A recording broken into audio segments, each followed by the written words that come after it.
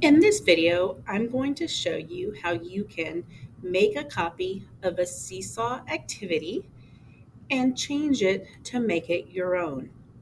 I found this lesson on Veterans Day, symbols and syllables, and I want to tweak this lesson a little bit so it'll be more user friendly for my students. The first thing I need to do is click on the heart. Once I click on the heart, I will get the option to add it to my collection. And I'm going to ignore that for now, but I'm going to go ahead and click on my library.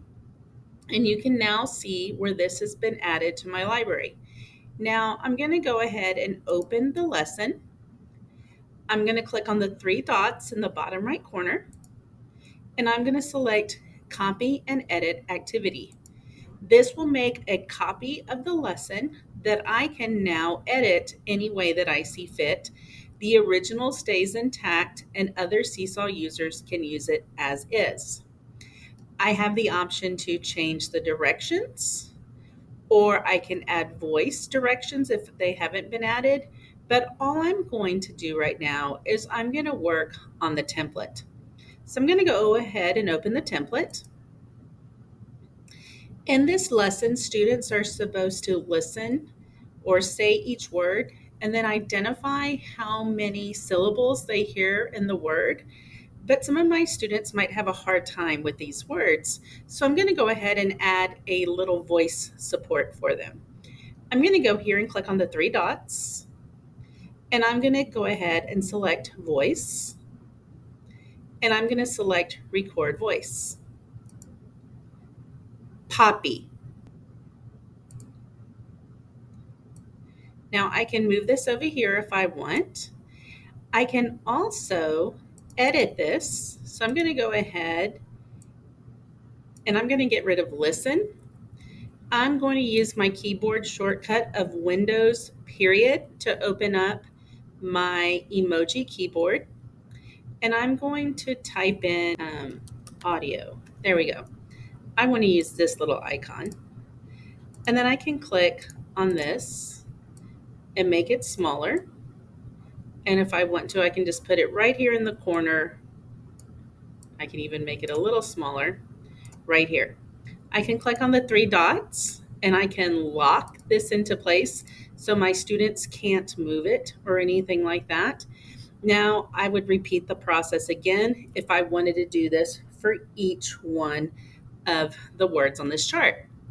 Now, this picture that is here is an image that was imported into this lesson. But let's say I want to use this lesson with my Spanish speakers and I need to change the vocabulary. Since I can't change the actual template, I can do the next best thing and I can add text boxes on top. So I'm going to go ahead and just click the T and I'm going to type in bandera for flag. And let me go ahead and click out. I'm going to make this a little smaller.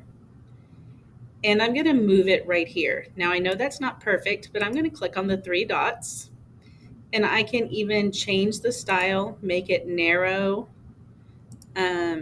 Let's see, I can make it bold. I can give it a dark color. Let's see if I make it red. I'm going to click on the three dots again. I can even change the style. Let's just go ahead and make it black.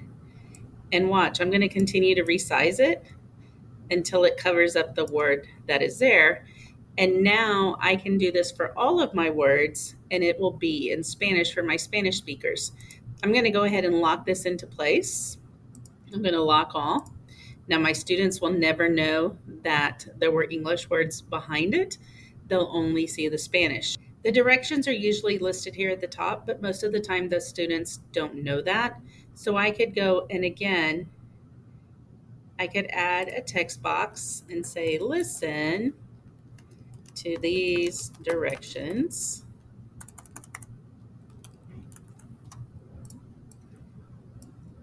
And then the same thing again, I could go and add my voice.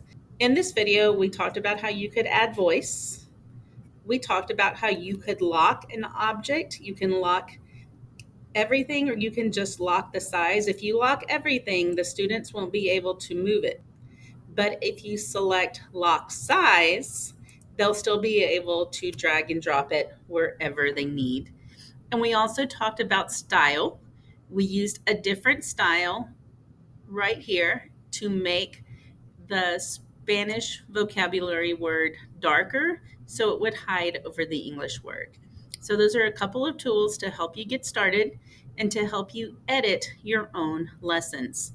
I'm going to go ahead and click the check just to close this out, and I'm going to select save.